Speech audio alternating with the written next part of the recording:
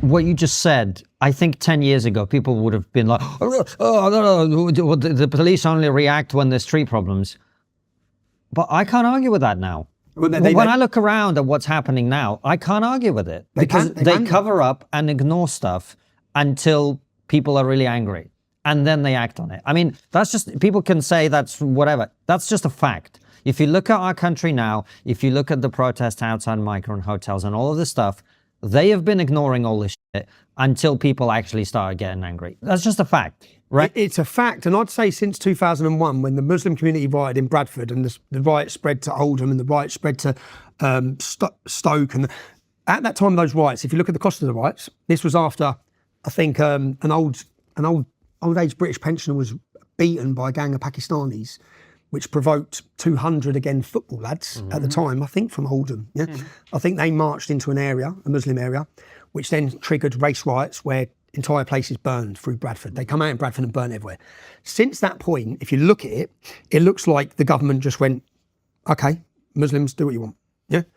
And the Muslim leaders, which they always do, and I've seen example after example of this, which we'll get onto, they just threaten violence. They just say, we won't be able to control our youth. Yeah? You've got to stop these people.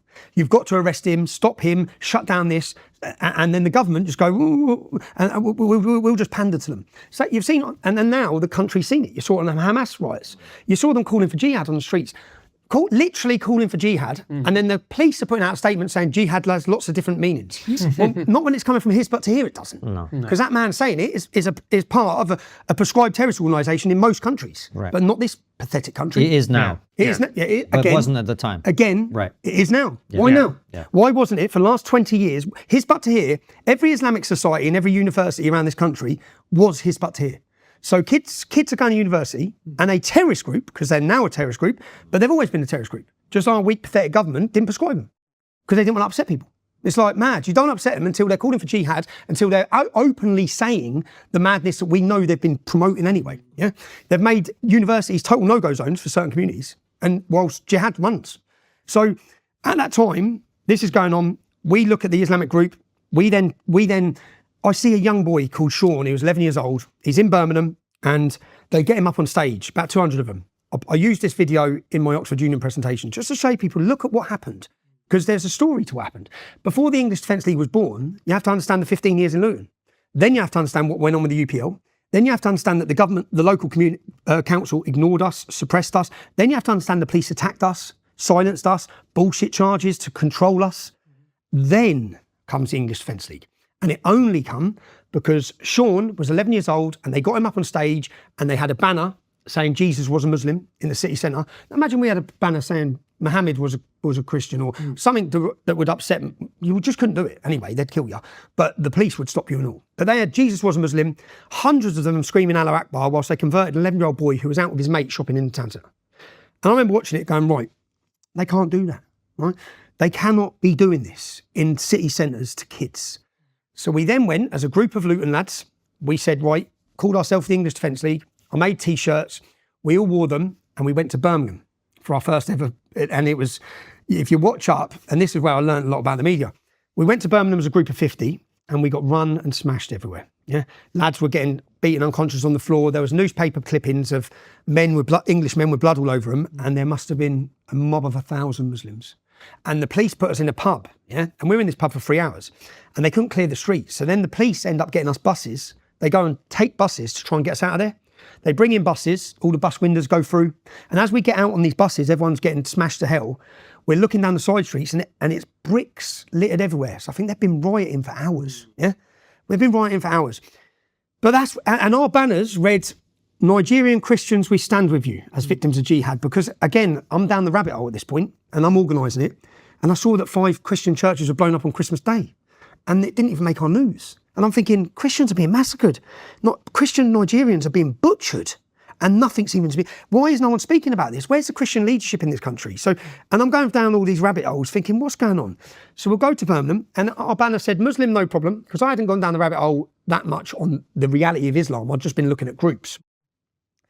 Muslim, no problem. Extremist Muslim, big problem. But what happens is Salma Yaqub, which we didn't know.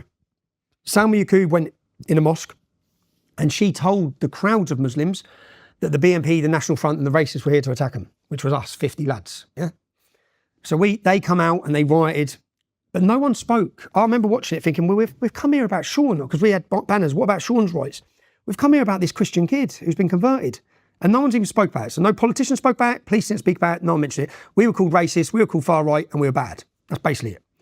So I watched this, and then after this I saw, this is how the EDL developed. From 50 men, these images went all over the country. Yeah, and people were talking about bloody Luton went to Birmingham today and got bad. Yeah, and when I say people, I guess football elements in clubs were talking about it. Then there's a Christian graveyard. A church has been bought in Longsight in Manchester, and they're just bulldozing over the headstones.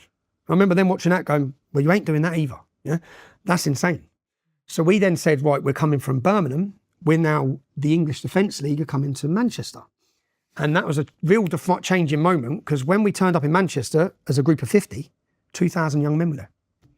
2,000 young men were there like that, like, because they'd watched the videos of the Muslims smashing everyone, and men who were not going to be smashed, that's how it started, who were going to defend other English men at that time, which is, so people talk about, well, the English Defence League was a bit of an explosion. I said, after what happened to us in Birmingham, it was never going to be female school teachers and nurses that were coming out on the street. Yeah.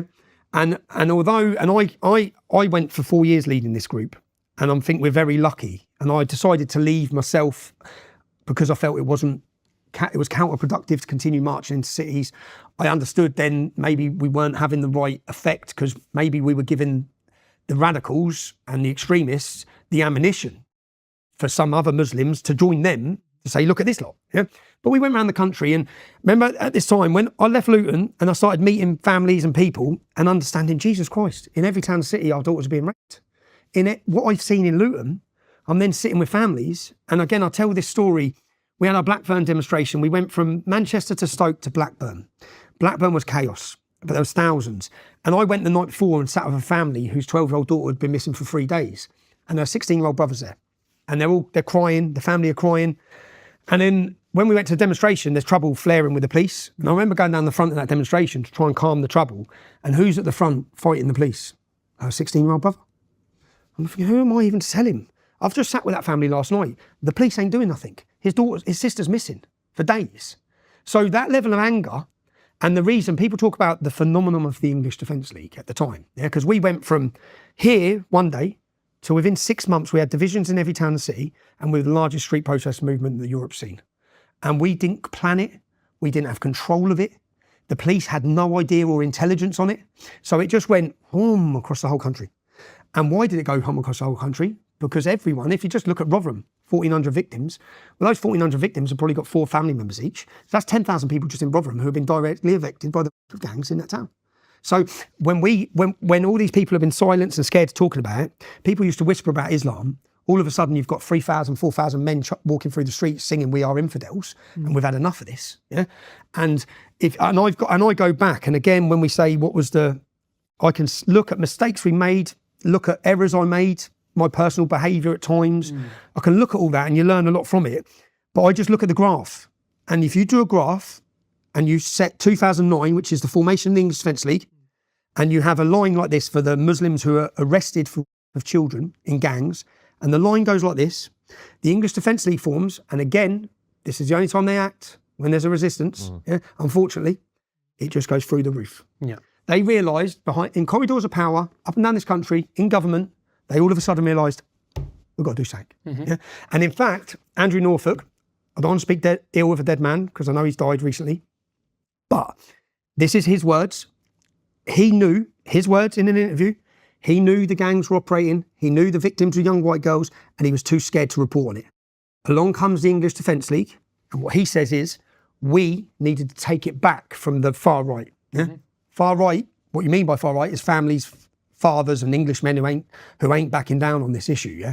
And we went through, our daughters are not, in the end our banner said from 2009 of our daughters are not halal, yeah? Because that's how they're being treated, literally, and no one's doing anything about it.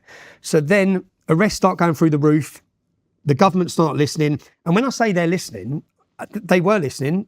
When we set up the English Defence League, we're in Luton, and they called me for a meeting, the council did. And I go to the meeting, and they've got about 10 of them, and they had cameras set up like this, and they had a Labour baroness. She was baroness from the Labour government, a black lady, And they sat me down and said, tell us, what's wrong? So I'll tell you what, you want to know what's wrong? And then I went through and I said, where do you live? She said, St Albans. Where do you live? Hitchin. These are the people who represent us. Where do you live? Not one of them lived in Luton. I said, none of you are even Lutonians. Yeah. And Mohammed was there. And I said, you live in Berry Park, don't you, Prof? He said, yeah, I do. Yeah. I said, I know you do. So you represent your community. You're on the ground in your community and you know what's going on in your community. You lot have got nothing in common with me or any of us, in fact. Yeah. None of you are probably working class either. Yeah, you're middle class. You've come into the council. You're in high roll, 100 grand a year. And you're the people making decisions. So then they said, well, what's wrong? I said, okay, you see this park? And I took them up to Farley Hill in Luton. And this is a problem across, this isn't just, what I've seen in Luton is mirrored for every town to see. Yeah? The problems of the gangs, the problems of the drugs, the problems of the police, the problems of appeasement, but the problems of funding and neglect of the working class. Yeah? Mm-hmm. So I took them up to Farley Hill and I said, you see that park there? That was built in 1960. This is a predominantly white council estate. So let's go down the Muslim community. So we drove down the hill. That's a £330,000 state-of-the-art park. Why? How come they've got that and we've got that? How come? How come, because they class the Muslim community as a regeneration community, how come their community centres are free? How come for their kids to go play football is free and ours it's not? Yeah? We have to pay £5 each, which we don't have. Yeah? So everything's built for this and nothing's built for this. And if you look at the achievements of working class kids now, white working class, the biggest academic underachievers, there's a reason for that. And it's what I've experienced my whole life.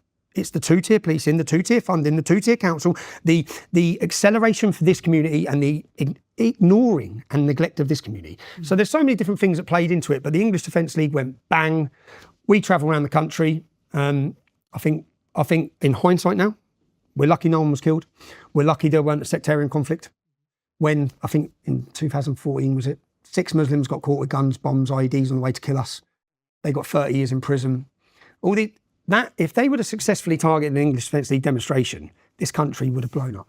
So, and I think, so I get to 2014, I have a refreshing moment in jail at the time as well, thinking about my life, where's it heading, what's going on, what's our objectives. And at that point I decided to leave the street protest element. Joe Y as well, every interview, if I was sitting here now leading the English Defence League, you'd both be grilling me on negative behaviour of members of the English Defence League. Yeah. Rightfully so, yeah, because some of it was moronic, yeah. But we were never talking about the issue. I think any opportunity I got where I should be talking on chat shows and news shows, I want to talk about the problems this country faces. I want to talk about what I've seen. That wasn't happening.